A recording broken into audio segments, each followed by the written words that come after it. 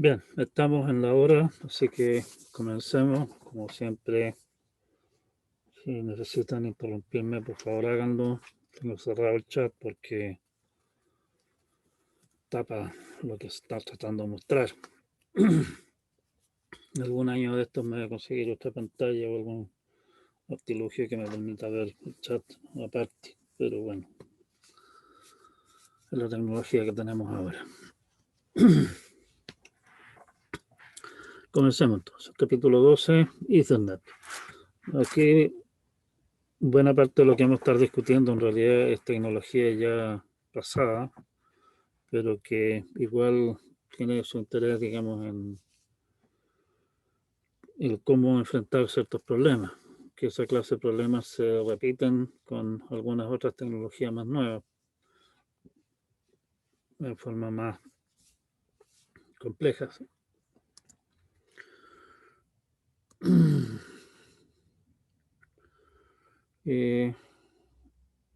Bueno, enlace de Ethernet a fines del 2011, porcentaje, digamos, de enlaces en las distintas velocidades, como ustedes ven, estaban proyectando para fines del 2013 que algo de un 20% de los enlaces iban a estar a 100 gigas y que solamente un 7% aproximadamente de enlaces iba a estar a 100 megas. No sé cómo estará la cosa hoy día, digamos, pero el tema es que las velocidades de Ethernet hoy día son espeluznantemente altas con respecto a lo que solía ser. Un poco de historia, aquí estamos hablando de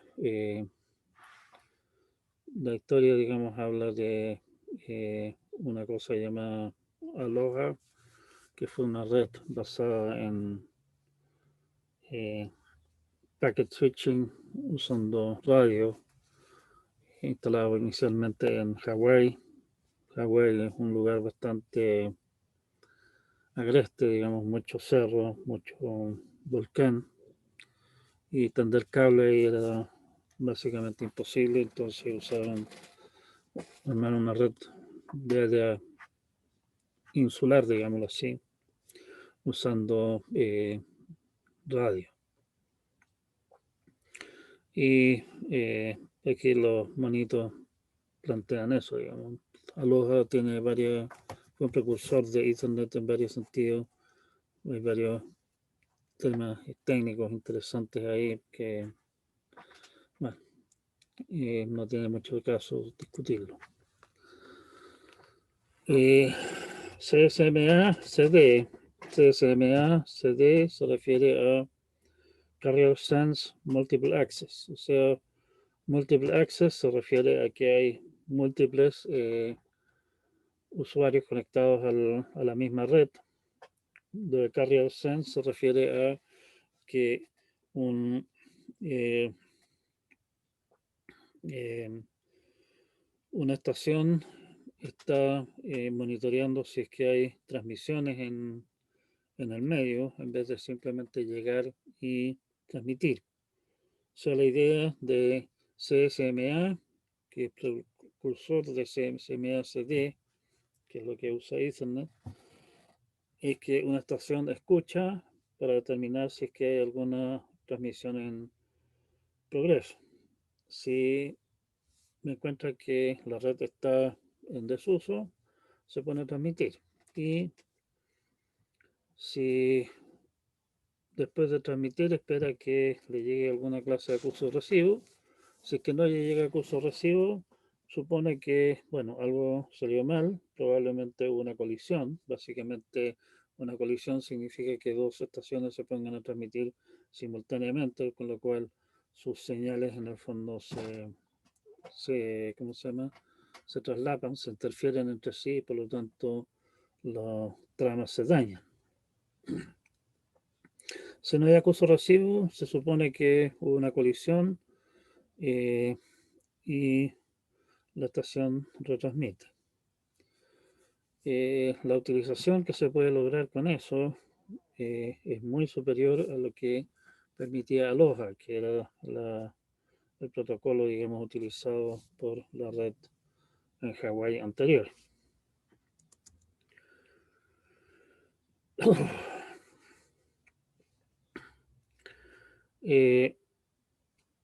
Aquí entramos o sea, de partida, ¿de qué estamos hablando? Estamos hablando de una red en la cual el control del acceso al medio es distribuido. Los participantes, las tarjetas de red, digamos, participan, se coordinan entre sí para eh, coordinar acceso al medio. No hay un control central.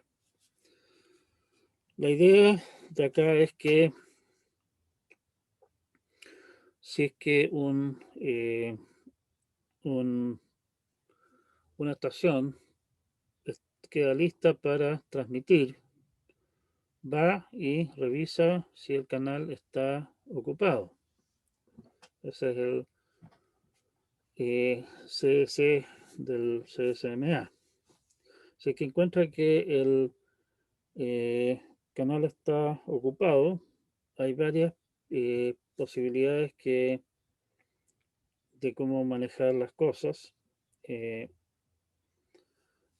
con, para, para mejorar en el fondo la coordinación correspondiente. Uno es simplemente esperar a que el canal quede libre, básicamente seguir escuchando, ver si es que si el canal está ocupado, en cuanto el canal quede libre, ponerse a transmitir. Como ustedes podrán imaginarse, esa es una política que puede ser bastante contraproducente porque si mientras el canal está ocupado hay varios participantes que se les ocurre la brillante idea de tener algo que transmitir en ese momento, lo más probable es que en cuanto el canal quede libre se pongan a transmitir todo, colisión garantizada y quede el despelote. Bueno, para eso le llaman uno persistente. Lo de uno es probabilidad, digamos, eh, de que de que se ponga a transmitir en ese instante, ¿sí? P persistente, donde el P es alguna probabilidad menor que uno, obviamente, es que se pone a transmitir en cuanto el canal queda libre con probabilidad P y con probabilidad 1 menos P se espera un rato y básicamente repite el proceso, ¿sí?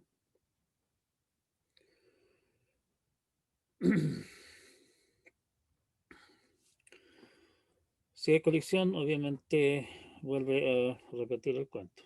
La ventaja de esto es que, particularmente con el hecho de esperarse un ratito, aunque tal vez no sea necesario, es que le damos la posibilidad a otros de usar el canal mientras tanto. O sea, el resultado es que deberíamos evitar colisiones de esa forma, en forma más robusta, digamos. Otra opción distinta es usar lo que se conoce como no persistente. Si es que nos encontramos con que el canal está libre, transmitimos. Si es que está ocupado, esperamos un tiempo al azar y repetimos el proceso. ¿Sí? El punto de aquí está en no esperar a que el canal quede libre, sino que esperar un tiempo al azar. Y el punto de que se espera un tiempo al azar es precisamente como supongamos que hay varios que quieren transmitir en forma básicamente simultánea, como los tiempos de espera que van a introducir cada uno de ellos son al azar, la probabilidad de que nuevamente entren en topones, en colisión, debería ser baja. Y por lo tanto estamos en el fondo contraintuitivamente, en el fondo con esto estamos mejorando la probabilidad de que la transmisión nuestra resulte exitosa, a pesar de no simplemente llegar y tomarnos el canal.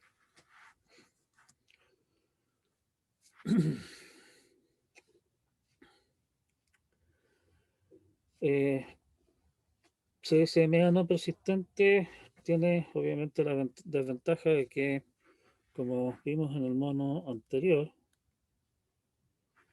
eh, aquí encontramos con que el canal estaba ocupado y nos quedamos esperando a que un rato, simplemente por esperar, a que el canal quede libre. Y por lo tanto, a pesar de que puedan haber varias estaciones que están listas para transmitir y el canal queda libre porque lo encontraron ocupado cuando intentaron transmitir, ese rato, digamos, de tiempo se está desperdiciando, cosa que el uno persistente o el P persistente no desperdician directamente, o sea, en el fondo transmiten en cuanto se puede. El problema con uno persistente o P persistente en general es que si es que son muchos los participantes, van a haber muchos que están en condiciones de transmitir en un momento dado y el resultado va a ser básicamente que llega una horda de eh, interesados en transmitir, colisión y vuelta al cuento y el resultado final es que eh, el canal está ocupado pero en realidad no se está transmitiendo datos. Uno persistente básicamente evita eso. Eh, las reglas ya las habíamos discutido. Las estaciones en este caso son perfectamente selfish. Bueno, selfish se traduce como centrados en sí mismas, digamos, no son egoístas. Si hay más, una o más estaciones esperando, como habíamos discutido, no garantiza colisión y eso es malo. O sea, si el número de estaciones es alto, es probable que haya más de una estación esperando cuando termine una transmisión y por lo tanto tenemos garantizada una colisión y la utilización útil, digámoslo así, del enlace se va a la espalda. El persistente, la idea es, como decíamos, tratar de reducir colisiones y tiempos ociosos. Si el medio está desocupado, transmite con probabilidad P y retrase con una unidad de tiempo con probabilidad 1 menos P. Si el medio está ocupado, espere hasta que esté libre y repita el paso 1. Si después de retrasar un paso, una unidad de tiempo, repita el paso 1. El punto acá es encontrar un valor efectivo de P que evite inestabilidad en el sentido de que hay muchas colisiones y la red se, se va a las pailas, digamos, si es que la carga es muy alta. ¿Sí? No es fácil. ¿Cómo determinamos el valor de P? Supongamos que hay en estaciones listas para enviar. El final de la transmisión, el número de estaciones que van a intentar transmitir SNP. Si NP es mayor que 1, en promedio va a haber una colisión. Y los intentos repetidos van a hacer que las colisiones se hagan probables. Y el resultado va a ser en el fondo que al chongo de inicial de estaciones que querían transmitir y no pudieron porque hubo colisiones, se van a empezar a agregar cada vez más y el asunto empieza a crecer y se nos revienta el cuento. O sea, eventualmente van a estar todos, digamos, atorados por escribir, pero cada vez que alguno intenta enviar datos, se producen colisiones y no pasa nada, digamos. ¿Sí?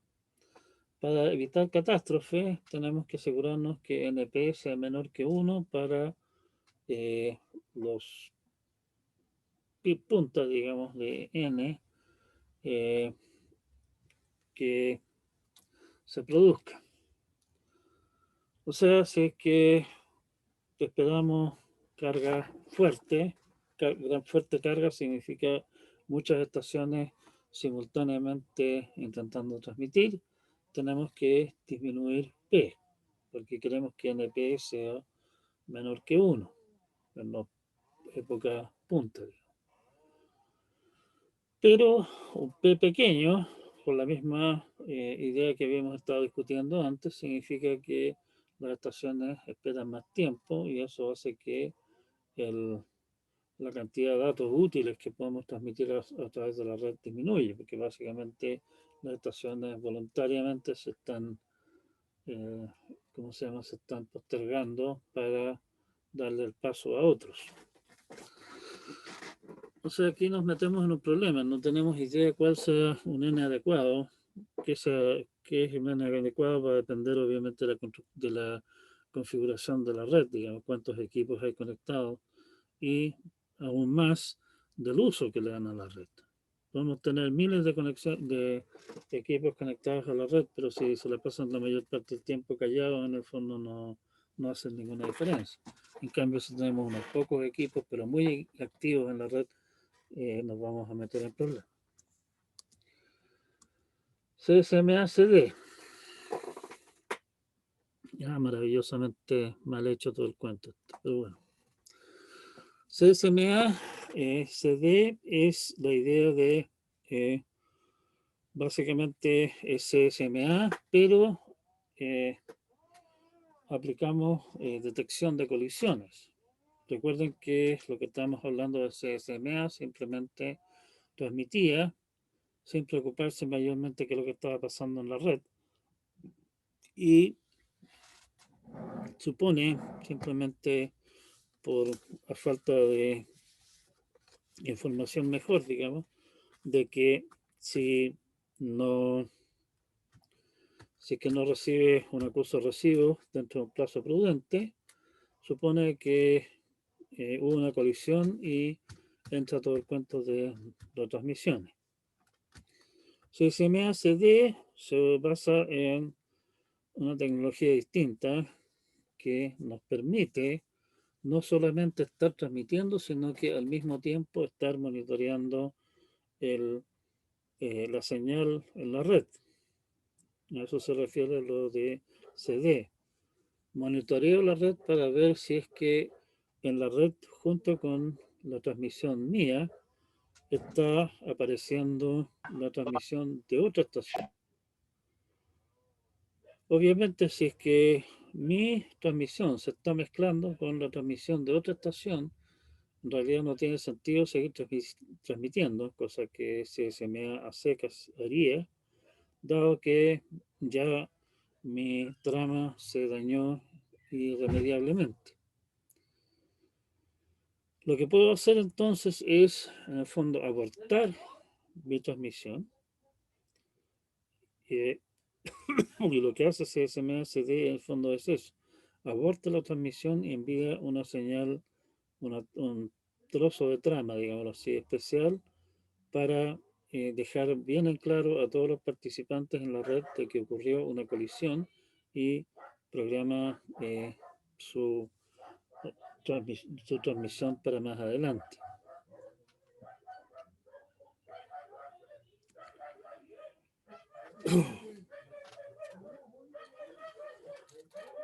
Nuevamente, con esto también, con CD, también está el tema de qué algoritmo de persistencia usar. Si usar uno persistente, P persistente o alguna otra cosa extraña. IEEE 802.3, que es la base de todo este cuento de original, es usar uno persistente. Tanto no persistente y P persistente tienen problemas de rendimiento. En el fondo, la idea aquí un poco es como estamos en el fondo activamente manejando las colisiones, podemos darnos el lujo de transmitir en cuanto se pueda, digamos. Y si no funciona eso, bueno, entonces podemos probar más adelante.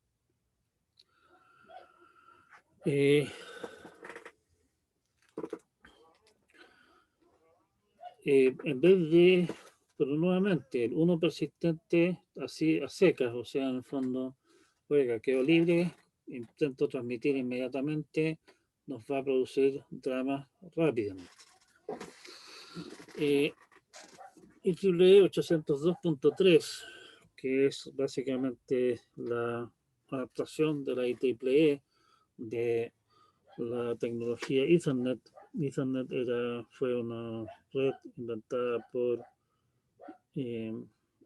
o sea, un tipo de red de área local inventada y promovida inicialmente por Xerox, sí, exactamente los mismos bandidos que inventaron las fotocopiadoras, si es que les suena el nombre.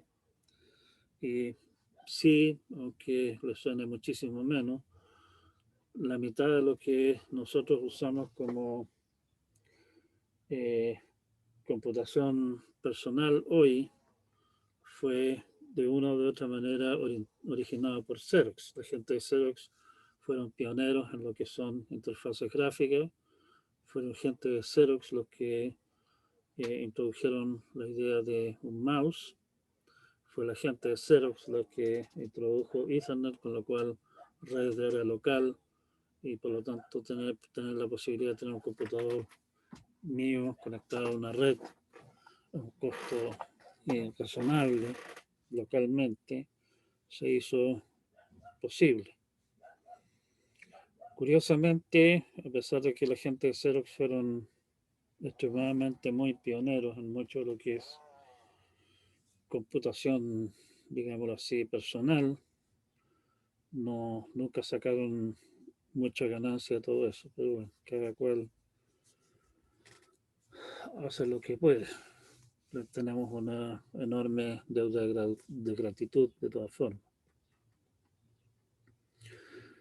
Bueno, usan lo que se conoce como back-off exponencial binario.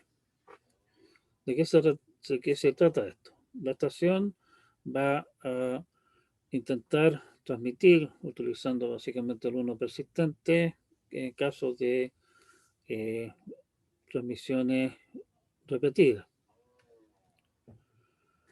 Y el tema es que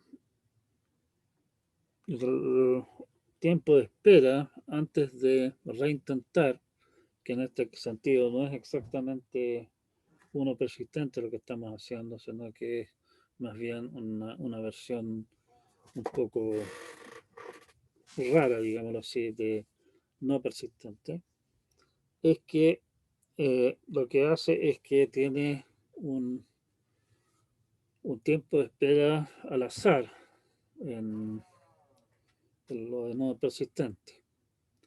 Y en los primeros 10 intentos que hace, que terminan en colisión, eh, lo que hace es toma un, o sea, parte con un retraso máximo de, digamos, y en el primer intento funciona como no persistente con un retraso que está distribuido en forma uniforme entre 1 y 10.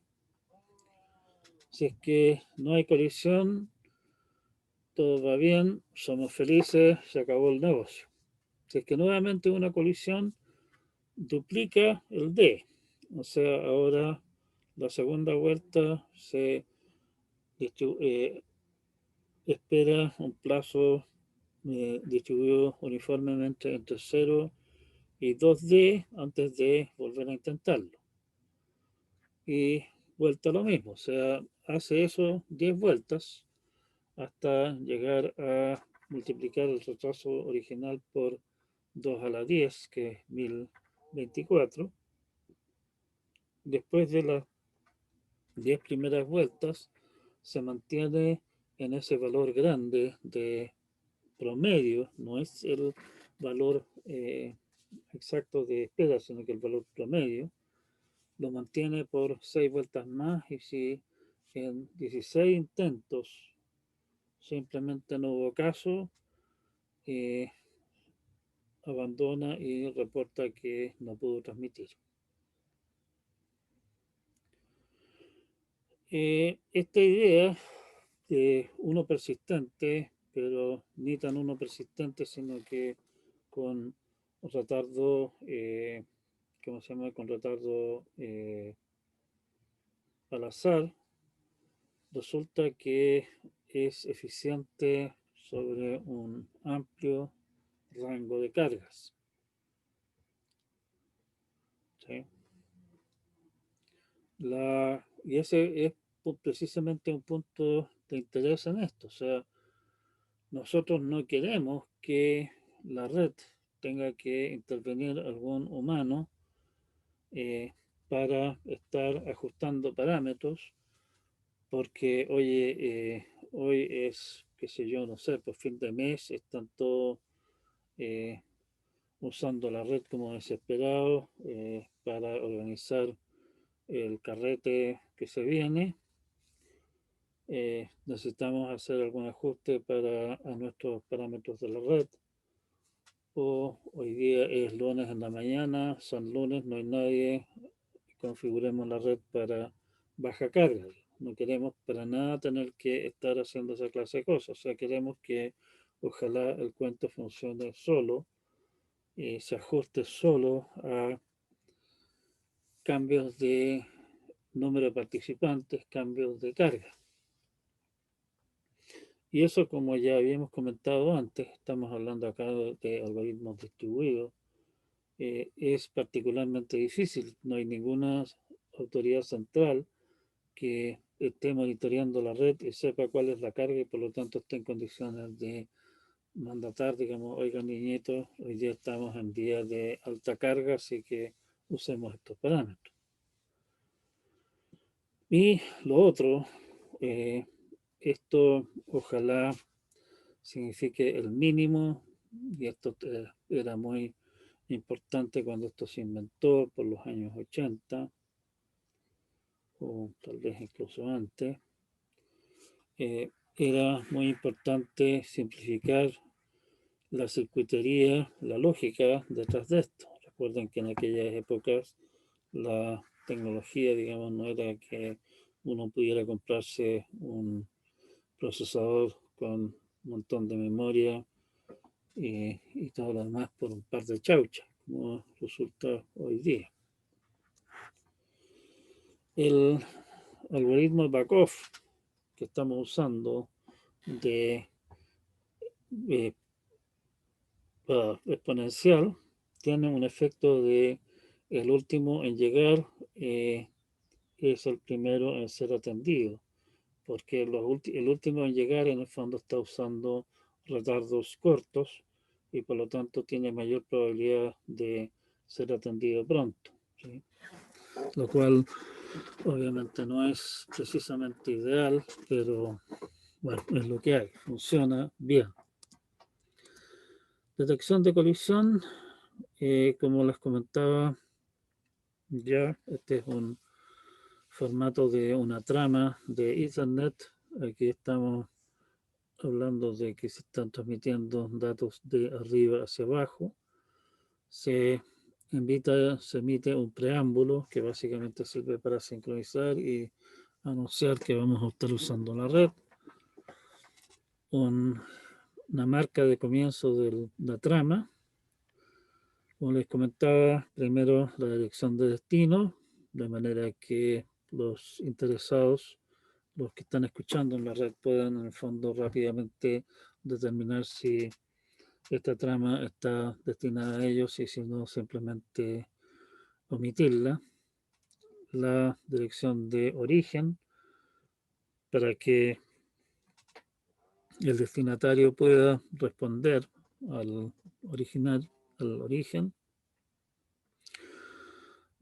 Para la dirección de destino y de fuente y destino se usan 6 octetos. Si ustedes se van y miran la dirección MAC de su tarjeta de red es una secuencia de 6 pares de dígitos hexadecimales separados por 2 puntos, el formato tradicional para mostrarlo, ¿sí? O sea, son en el fondo 6 veces 8 bytes, o sea, 6 octetos, 48 bits. Luego, 2 octetos, bytes, que indican largo, tipo de lo que viene, etcétera. Después los datos,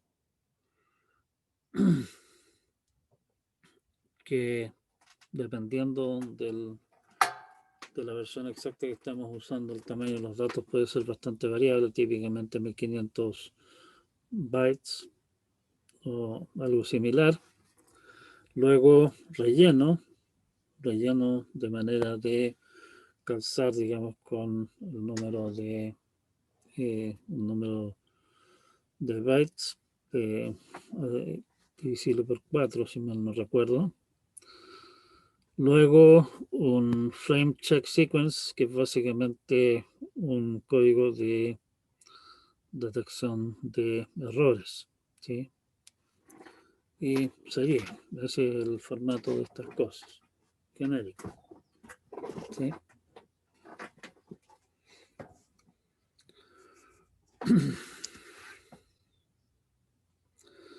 Bien, vamos.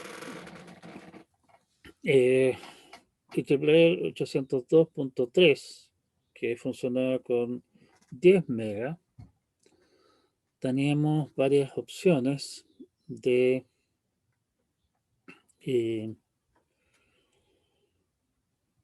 ¿cómo se llama? Eh, de, de cableado correspondiente. Entonces funcionaba sobre cable. Y eso tenía nombres básicamente de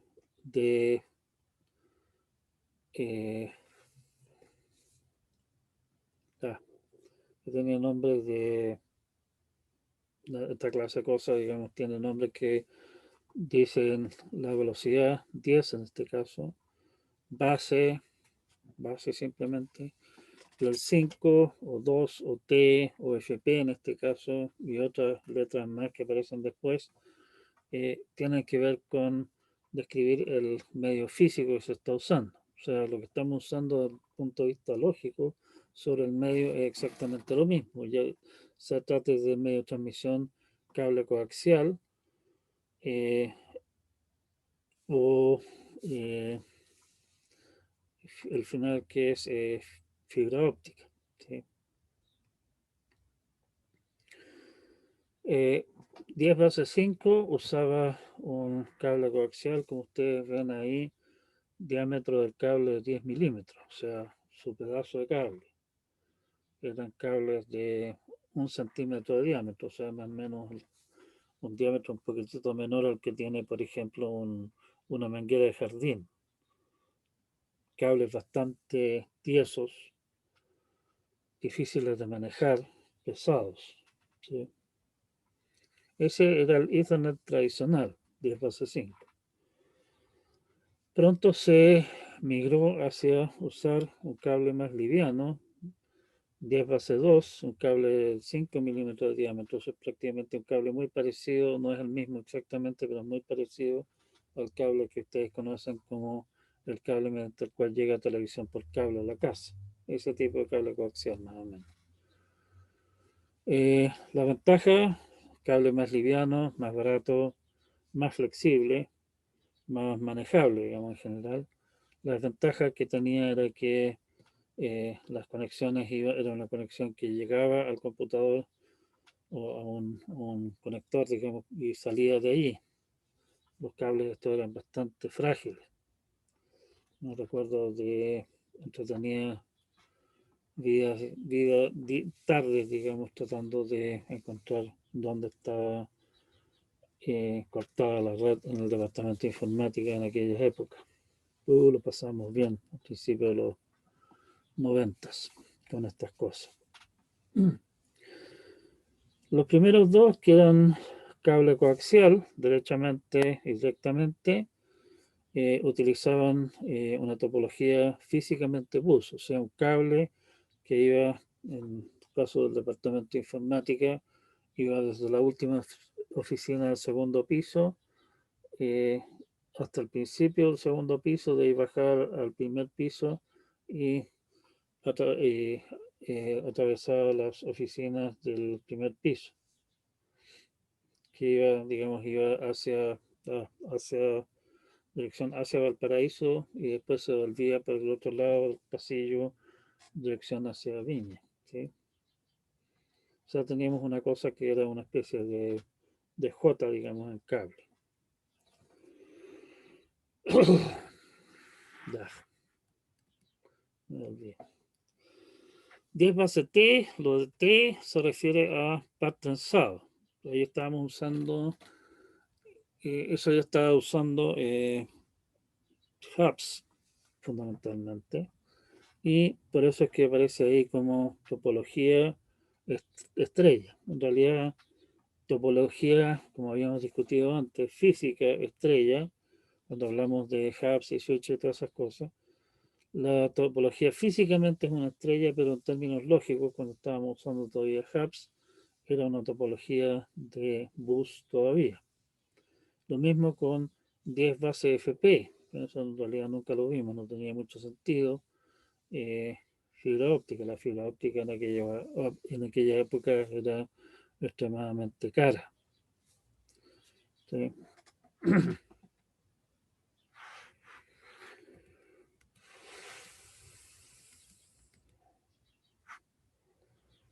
Bueno, 10 bases, eso es, déjenme ver, 10 bases T. Después comenzaron con ya derechamente usando por lo bajo, patenzado, redes de 100. Las redes de 100 requerían cableado más cuidadosamente manejado, digamos. Eh, y ahí tenemos entonces 10 base TX que usa en el fondo pares, dos pares de cables, eh, no solamente uno, digamos, como lo hacía el caso anterior, pero con, con shield, o sea, con un recubrimiento de típicamente como una capa de papel aluminio, digamos, por debajo del, del,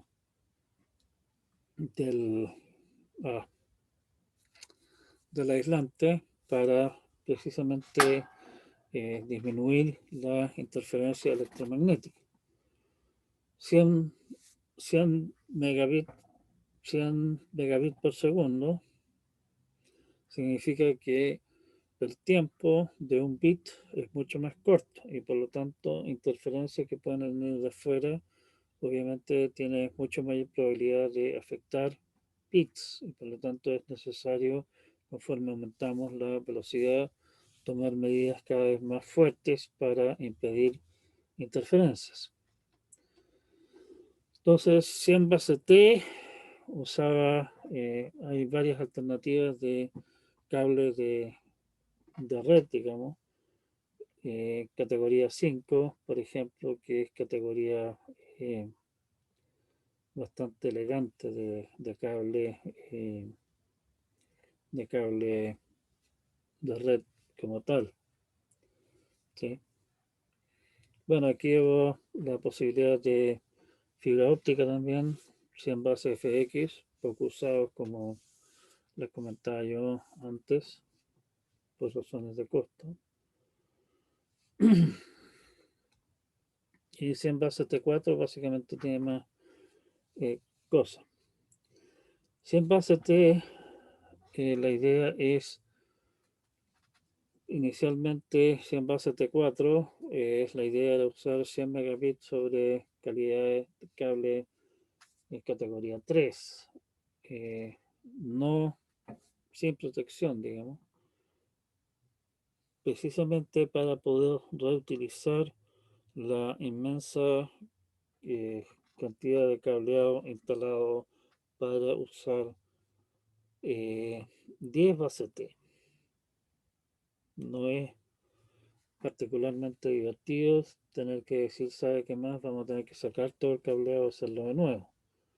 No solamente por el costo del cable, sino que porque significa, tuvimos que hacer esa clase de operación un par de veces en el departamento a lo largo de los años y significó cada vez típicamente estar un fin de semana al menos, posiblemente un par de días más, sin red, mientras había un grupo de gente trabajando a todo dar, sacando los cables antiguos y instalando los cables nuevos y probando el cuento.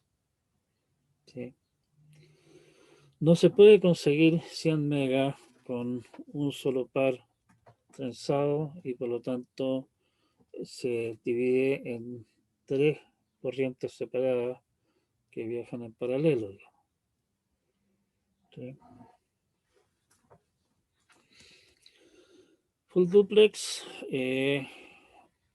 si ustedes piensan cómo funcionaba Ethernet originalmente, yo transmito la red y mientras yo estoy transmitiendo, obviamente no puedo estar recibiendo porque es un medio compartido y el cuento era absolutamente half duplex. O sea, o transmito o recibo. No puedo estar haciendo las dos cosas a la vez. En 100 megabits ya habíamos dejado atrás toda la idea de buses, toda la idea de hubs y esa clase de cosas y en el fondo conseguir una red de 100 megabits significa tener instalados switches. O sea, en teoría hay hubs de 100, pero puedo decir que jamás vi ninguno.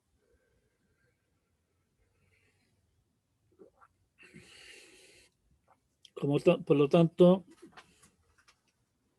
con 100 megabits, con switch, es perfectamente posible estar pensando en que una estación esté recibiendo datos y simultáneamente esté transmitiendo datos.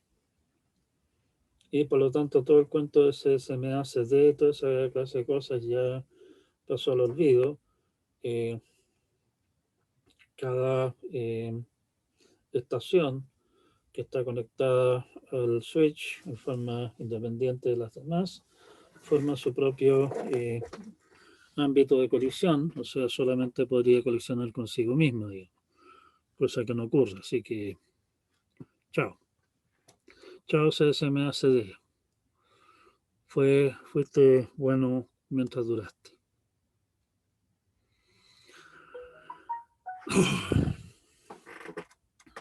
Fast Ethernet, cuando se habla de Fast Ethernet, se está hablando de Ethernet de 100.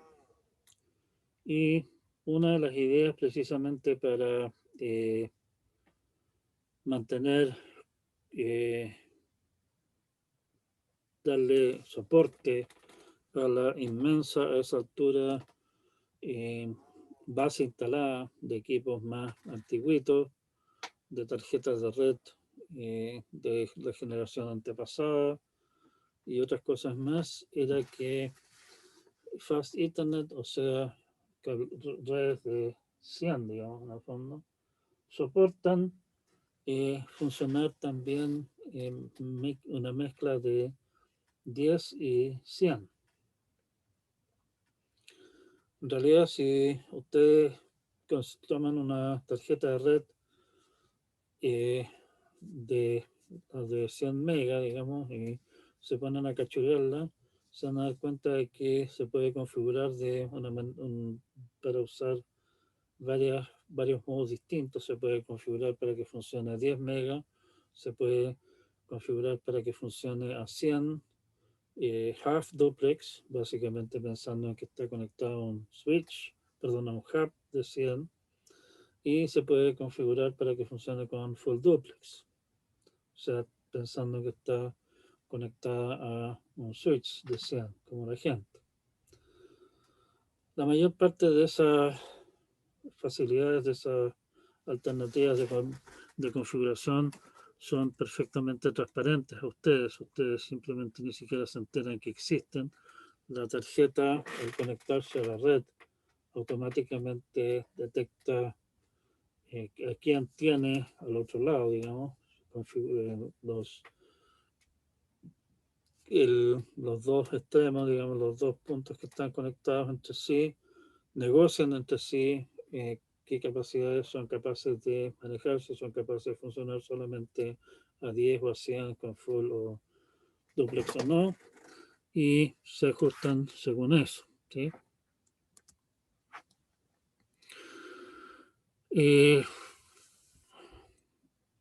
Gigabit también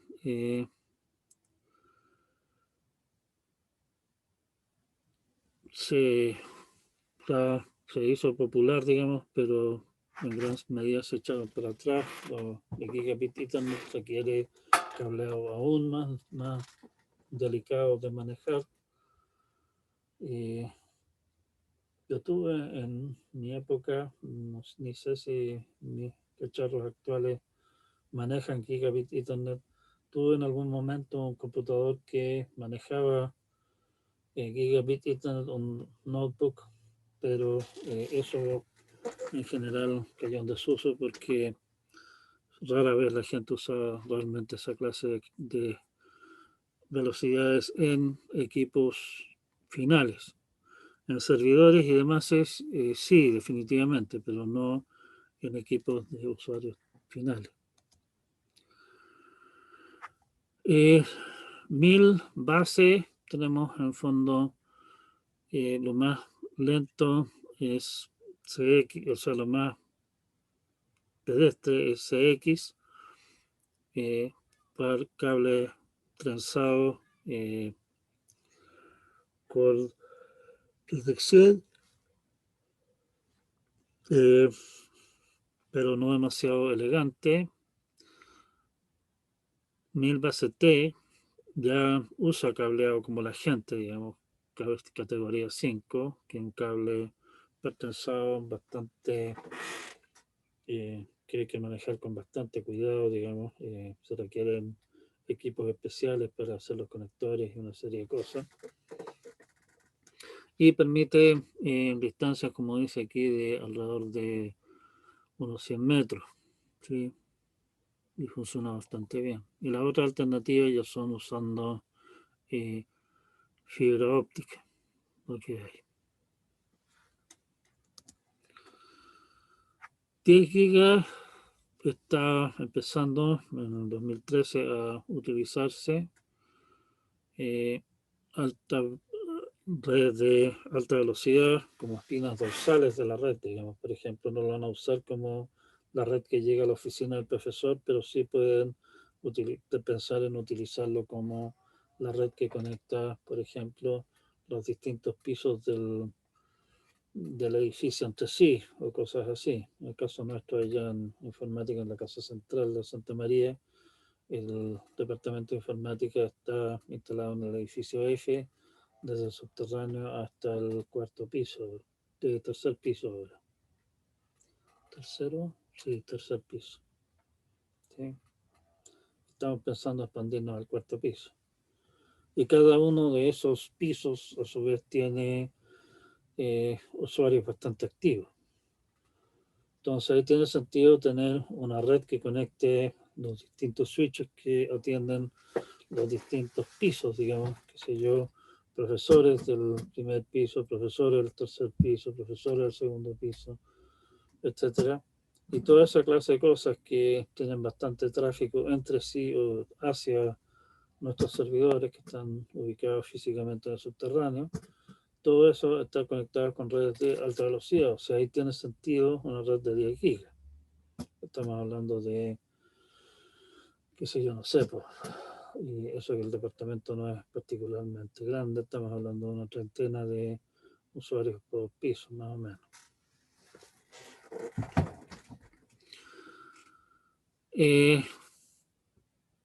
Una de las gracias que tiene Ethernet de 10 GB es que es una tecnología básicamente uniforme en términos de lo que es Internet en general y básicamente también eh, compatible, compatible en el sentido que yo les había comentado. Hay switches que pueden funcionar o que tienen varias bocas, digamos, de lo que yo conocí por lo menos, que tenían varias bocas de 100, 10, 100 en realidad, y un par de bocas de 1 giga. O sea, el mismo equipo se encarga de la traducción entre velocidades. Con eso ustedes pueden tener la misma tecnología sin tener que estar entrando en conversores y que pueden ser costosos y además significan obviamente equipo extra. Equipo extra significa contratos de mantención extra, significa gente que tenga que preocuparse de esos equipos adicionales, etcétera. Todos esos son costos que se suman. Entonces podemos utilizar una tecnología uniforme, más o menos, Ethernet, a todo lo ancho, desde redes de área local dentro del departamento, redes de área metropolitana, digamos, por ejemplo, redes de área metropolitana, un ejemplo podría ser, por ejemplo, la red que conecta las distintas instalaciones de la Universidad Católica allá en Valparaíso. Ustedes están distribuidos eh, a lo largo de la Avenida Brasil. Hay varias casas, ahí digamos está la Casa Central, está el Gimpert, está donde está la informática, más allá está el edificio donde está industria y ingeniería eléctrica, electrónica. Tienen una instalación en Quilpué, la ingeniería mecánica, y hay no recuerdo cómo se llama, pero ahí cerca del mar, por allá por Playa Ancho, creo que está eso, tienen ciencias del mar, ¿sí? Bueno, y últimamente también arriba en Curauma. O sea, tienen una red bastante extensa. Y la gracia, digamos, de 10 gigabit Ethernet, y ahí realmente yo no sé qué es lo que estén usando, pero una de las gracias que tiene el seguir con Ethernet es que podríamos básicamente conectar todas esas cosas entre sí. También mediante redes Ethernet estamos usando una tecnología uniforme para llegar hasta dentro del edificio, digamos, dentro del piso, que significa la Escuela de Ingeniería Informática, a toda la instalación de la Universidad Católica en el Gran Valparaíso. ¿Sí? Aquí está hablando de conversión entre Ethernet y ATM. Como les comentaba, ATM pasó mejor vida. Fue un bonito intento, pero que simplemente nunca cuajó, digamos.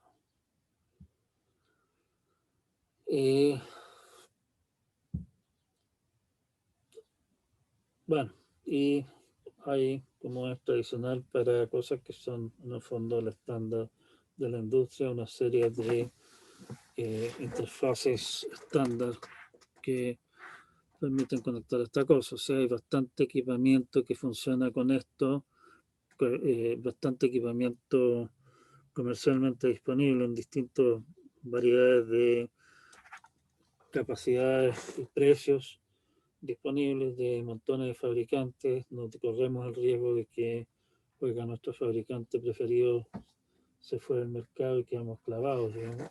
¿Sí? O sea, tiene esa ventaja también, lo que llaman commodity.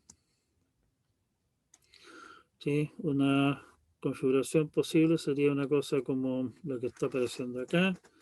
Tenemos un par de equipos que conectan lo que podríamos llamar la espina dorsal del cuento a alta velocidad, a 10 gigas, que está conectado a switches para grupos de trabajo, digamos, por ejemplo, para un edificio, que están conectados también a 10 gigas, y esas cosas a su vez están conectadas, por ejemplo, a 1 giga a otro switch o a 10, 100 mega a equipos finales de los usuarios. Y posiblemente podemos estar pensando en tener un conjunto de servidores, un data center, en el cual tenemos los equipos del data center que definitivamente demandan mucho más con conexiones de 1 giga.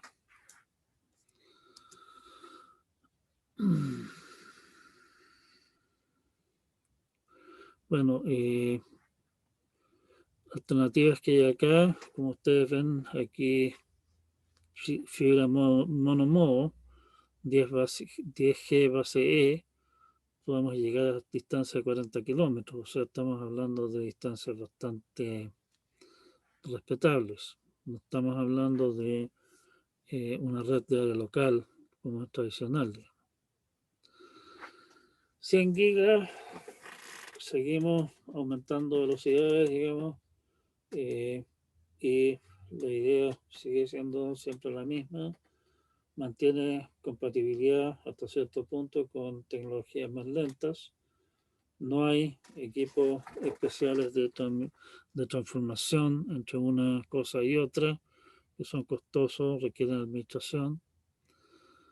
Y como decíamos, y volvemos a lo mismo que decíamos, porque es popular esto, hay, son equipos comunes y por lo tanto hay bastantes proveedores.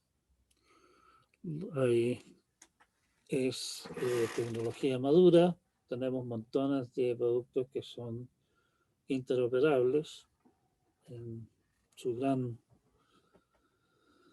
en su gran parte, digamos. Lo que sí que típicamente se recomienda, por ejemplo, si ustedes van a instalar una red de gigabit o superior de algún fabricante X, se recomienda que ojalá tengan todo el equipamiento de red, o sea, switches, todo lo que son eh, los patch panels, o sea, los puntos donde se conectan los cables y toda esa clase de cosas, la, los conectores y todo lo demás, ojalá sean del mismo fabricante, porque el mismo fabricante en el fondo se preocupa de que sus productos funcionen 100% bien entre sí. Pueden tener problemas si es que utilizan piezas de fabricantes distintos. No probablemente que vayan a tener problemas catastróficos, pero se pueden evitar algunos dolores de cabeza, eh, particularmente el tradicional es que es culpa de los otros, con lo que cada uno se saca el pillo cuando las cosas no funcionan. Estamos hablando de varios proveedores distintos. O sea, hay un poco de eso, pero en general las cosas interoperan sin grandes problemas. Es tecnología madura y confiable. Tenemos una variedad de proveedores, o sea, si nuestro proveedor preferido se le ocurre irse en quiebra o ponerse demasiado codicioso y empezar a cobrar muy caro, tengo la posibilidad de optar por otro sin mayores problemas. Hay, como hay una gran variedad de proveedores, una amplia gama de productos de buena calidad con características diferentes que se ajustan a las necesidades que uno tenga. ¿Sí? Como les comentaba, creo que les comenté en algún momento, mi hija se aburrió alguna vez, estaba trabajando en la Sudamericana, se aburrió de que llegaba a una reunión y en la sala de reuniones había un punto de red y por lo tanto podía haber una sola persona conectada simultáneamente a la red. Se compró un pequeño switch de 4 bocas, marca Linksys, si no mal no recuerdo. Ni idea de qué es lo que había detrás en el resto de la red del edificio de ellos allí. Pero ella podía llegar y comprar ese equipo en el negocio de la esquina, un equipo pequeñito, 4 bocas, como digo, 4 conexiones simultánea y con eso salvar y conectarse a una red, quién sabe de qué. ¿Sí? O sea, un amplio rango de alternativas de productos. Bien, este es un mono más que nos aporta mucho. Eh, Toda esta clase de cosas están pasando a mejor vida. Habíamos hablado de VLAN IEEE 802.3, formato MAC de ellos, que 802 define fundamentalmente el formato de la trama. En el formato de la trama tiene información sobre VLAN y otras cosas más también. ¿Sí? Recuerden que le había comentado de las VLAN. Ya, entonces, cerramos nuestro capítulo 12 aquí. Estamos a una hora de hablar cabeza de pescado, así que también está bueno ya. Hablamos del Ethernet tradicional, que usaba el esquema de SSMA-CD para controlar en forma distribuida acceso al medio, en forma extremadamente exitosa, digamos, lo cual no es chiste hacerlo, porque estamos hablando de rangos inmensos de carga sobre la red. Después hablamos un poco acerca de Ethernet de ya más alta velocidad, donde definitivamente dejamos atrás lo que es bus y comenzamos a hablar derechamente de usar switches. Y por lo tanto nos olvidamos de todo aquel cuento de control distribuido de la red de acceso al medio y básicamente la mayor parte de lo que es acceso al medio se efectúa en el mismo switch. ¿Sí? Y bueno, 802 de la IEEE, como digo, 802 es el número de un grupo de trabajo dentro de la IEEE que está encargado precisamente de todo lo que son redes de área local. Y los puntos 3.1, punto 11, toda esa clase de cosas son subgrupos que se encargan de distintas áreas dentro del cuento. Punto 3 es Ethernet o el equivalente moral de Ethernet. En realidad, Ethernet es el nombre,